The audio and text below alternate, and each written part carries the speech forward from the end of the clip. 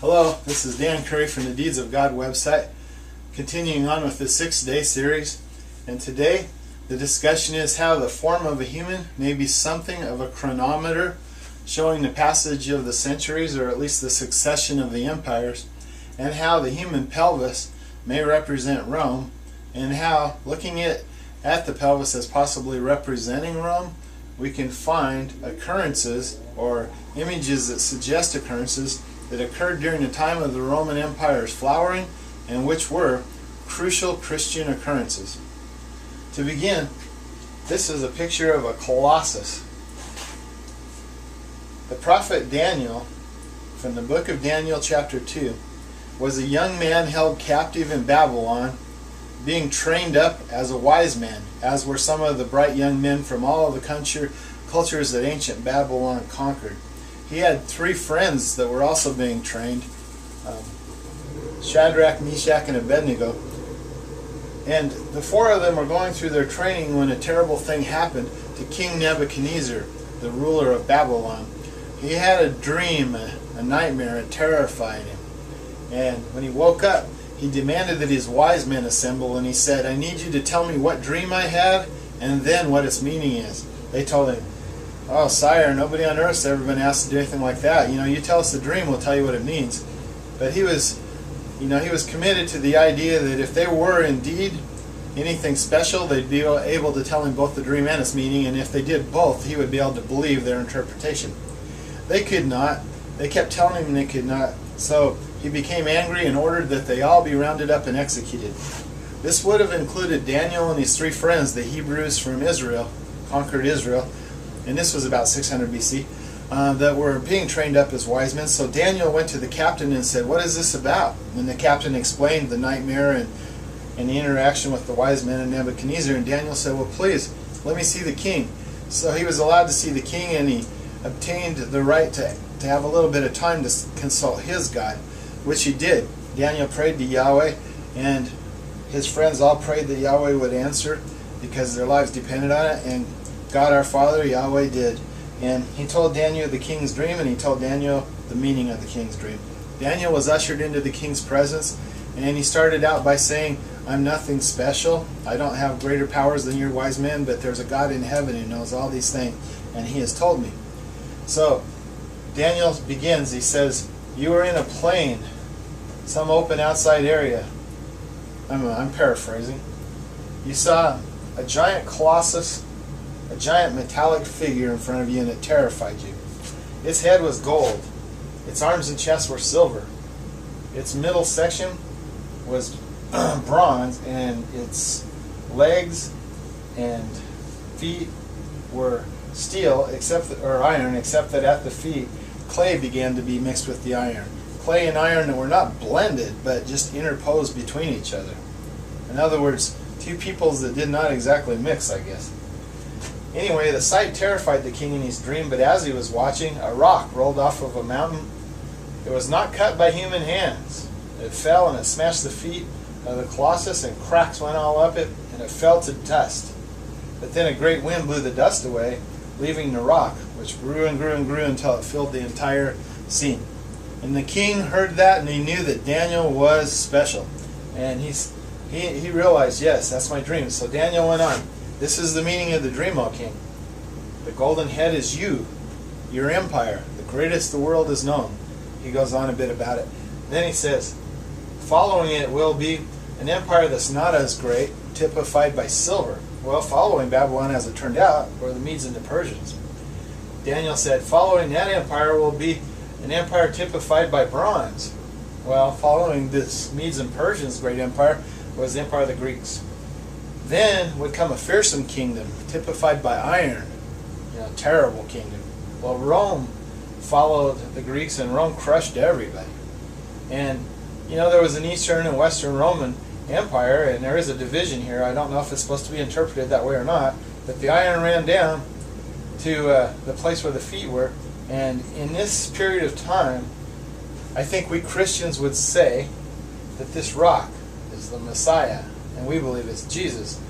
Came down and smashed all of idolatry and swept it aside. All these evil idols, all the wrongful thoughts from the previous successive kingdoms, blown away by a great wind, and the rock grows to fill everything. Well, we believe Jesus Christ, through the Scriptures, will become the all in all, the ruler of all the world, and all things will be put into submission to him on this earth by will of the Father.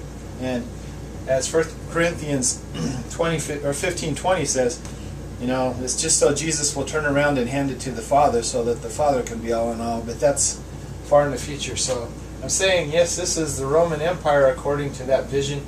Probably the Roman Empire at the time of Jesus. And this probably represents successive times. And this, the feet area, probably represents the end times. As spoken of in the end of Daniel, the end of Ezekiel, the end of the book of Revelations, and a few other places. So, now to go on, what is the importance of this? Well, let's see if any of the events that we know to have happened in the time of the Roman Empire seem at all, by any interpretation, to be displayed in the human pelvis.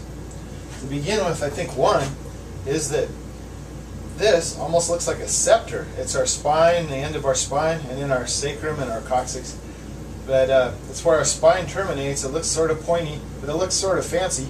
And maybe it's like a scepter. And maybe these are like two hands, the two hands of a priest,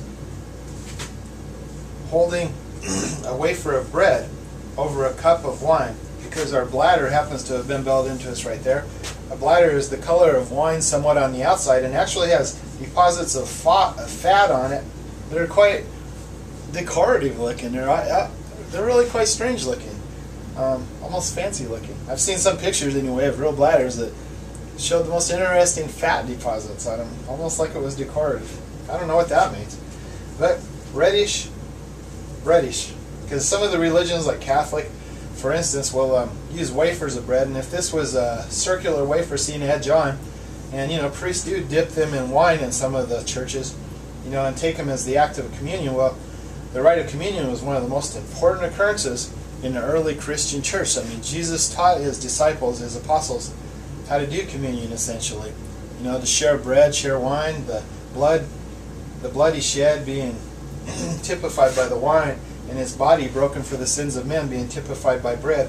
It's a remembrance, a remembrance of Jesus that his followers are supposed to do. Do you see a priest, perhaps, with two arms, bread, a bowl? I put wristwatches on his wrist just because there's a circle there and a circle there, and it did two things.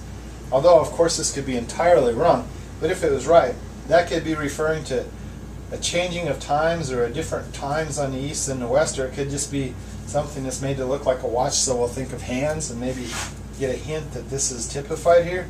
It could be any number of things, or nothing. So that's the first one. Now I'm going to move to the second one.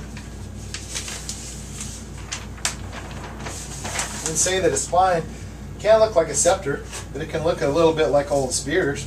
Some ancient spears I've seen, including the claimed spear of destiny, or the claimed spear of Longinus, the actual supposed spear that Christ was stabbed with. Well, they're in museums, and you can find photos of them on the internet. There's two of them. There's actually three places that have them, but two of the places have parts of the same spearhead. One museum has one part, and another museum has a smaller portion. But there's another museum that has an entire spearhead. Obviously, they're all wrong, or at least one of them is wrong. Perhaps one of them is right. The type of spear those are, though, is like this. A spearhead, and then there's wire holding or affixing the spearhead to the shaft. Well, you know how the sacrum of our spine, the termination of our spine, has these holes. They kind of reminded me of that. So I thought, yeah, maybe it was supposed to remind us of a spear a little bit. These are actually so nerves can go down to our legs. It's like a bundling thing, I guess. But so I showed a spear poised over the this portion, this joint, this disc of cartilage that I'm saying might be supposed to typify the bread. Well, the point of the spear is shown almost touching it. It's by parallax. Actually the tip of the spine's back a couple inches, but the angle of view makes it such that it seems like a spear about to touch it. Then further on, let me say that a spine seen sideways looks a bit like a snake. And it was during the time of Rome that there was a showdown of sorts. The prophecy given to Adam and Eve when they were kicked out of the garden You know, Adam was supposed to work the land and toil in the sweat of his brow it would bring forth crops. Eve was supposed to bring forth children in great pain, and the serpent's lot was to crawl upon the dirt and eat dust.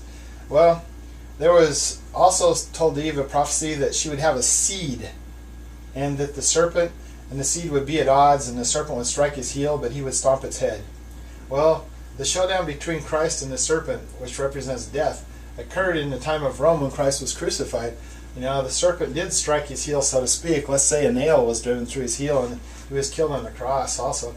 But he was taken to the burial cave. 3 days later, he had ascended. He had beaten death. So basically, he had stomped the snake's head in that respect.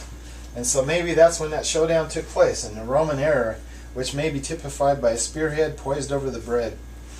The pubic symphysis is the actual name of this joint, this disc of cartilage. And so, does the snake look like a spine on purpose? It might. And finally, there was a division of both the church during the time of Rome, because, you know, there began to be an Eastern and a Western church, and they never did really get along, and eventually they broke officially. And also the Roman Empire broke into an Eastern and Western. So the spiritual kingdom broke into two parts during this time frame, and the world's political power structure broke into two parts during this time frame. So to recap it, there are about three things that come easily to mind that might represent Roman events. It would be the spearing of the bread, the Romans stabbing Christ on the cross, the striking of the heel, the nail through Christ's heel as he was crucified and killed, the serpent might have thought, but only it turned out he was not killed, and he rose again, such that he defeated death, or defeated the serpent. And as we first said, perhaps the important rite of communion that Christians enjoy. Something to think about. I'm Daniel Curry, These Are God website, 6-day series, film number 13. Thanks for listening.